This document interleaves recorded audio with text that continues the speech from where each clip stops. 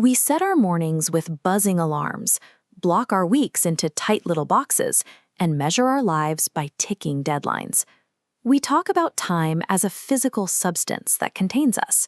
We say it flows, it slips away, or that it runs out, as if we are riding a cosmic river toward the future. But rivers are made of water. Time has no physical substance. It does not stream, it does not pass, and it certainly does not flow. This diagram shows a standard ruler next to a timeline of human heartbeats. A centimeter on that ruler doesn't slide down the page, it merely marks a specific physical distance. A second operates the exact same way. It doesn't move. It only counts how many physical happenings just occurred. If there is no invisible river carrying us forward, our entire anxiety about moving into tomorrow is completely backwards. Instead of a container we travel through, time is something we invented. It is a ledger, a system of keeping score to track a world that is constantly updating. We look at the hands on a wall clock and assume they are sipping from a hen stream of time. In reality, they are strictly tallying these repeating physical cycles.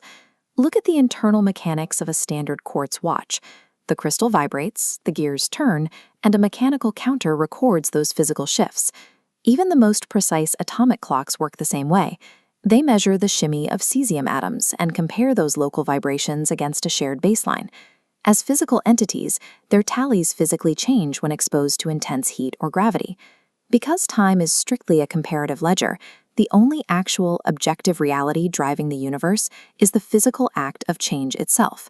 We normally picture reality as a collection of solid stuff that occasionally gets edited. Rocks erode, gadgets age. But to understand the world accurately, we have to completely flip the lens. Things do not change. Change makes things. Consider a rushing river. The water itself never repeats. It is entirely new every few seconds. The river is not a moving lump of water, but rather a stable, recurring way that water races through a specific landscape. A flame operates by the exact same logic. Fuel and oxygen constantly reshuffle themselves into fresh molecules. The fire is not a glowing object that happens to flicker. The chemical flicker is the entire being of the flame. What we perceive as permanent objects in nature are actually highly resilient, recurring styles of change. Now apply this logic to the person looking at the screen. It is deeply tempting to think of yourself as a solid, permanent core hiding beneath a few superficial surface updates, like a marble statue slowly collecting dust over the years. But beneath the skin, cells constantly die and renew. Your biology is a massive, ongoing construction project of metabolic regulation and cellular turnover. Even your memories and personality traits are actively reconstructed, warped and rewoven by the neural networks in your brain every single time you recall them. You are not a passive passenger floating down a cosmic stream. You are a highly trained, highly localized knot of change, constantly and actively rebuilding yourself within a much larger global churn. If everything is an ongoing pattern of change, it leaves a massive question.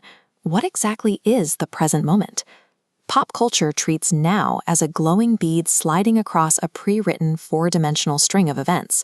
Drop that cartoon. There is only the global field of change, the continuous surface where all universal interactions happen.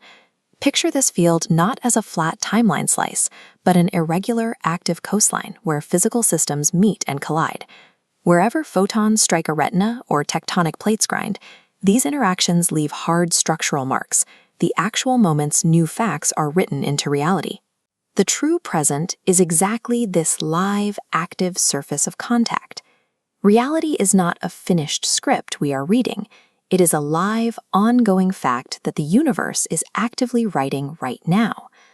Under this framework, the past is not a warehouse of finished events sitting directly behind us. It is the collection of stabilized physical records etched directly into the ongoing present. A tree doesn't leave its history behind. It logs data through variations in the density of its rings, writing physical records into its ongoing structure. Likewise, the future is not a sealed room waiting ahead of us. It is purely the set of unactualized potentials that are actively embedded in how the physical world is currently configured. Once you realize time is just a ledger, the anxiety starts to fade. Time is the recipe card we use to coordinate our actions, but reality itself is the glorious, sizzling act of continuous change.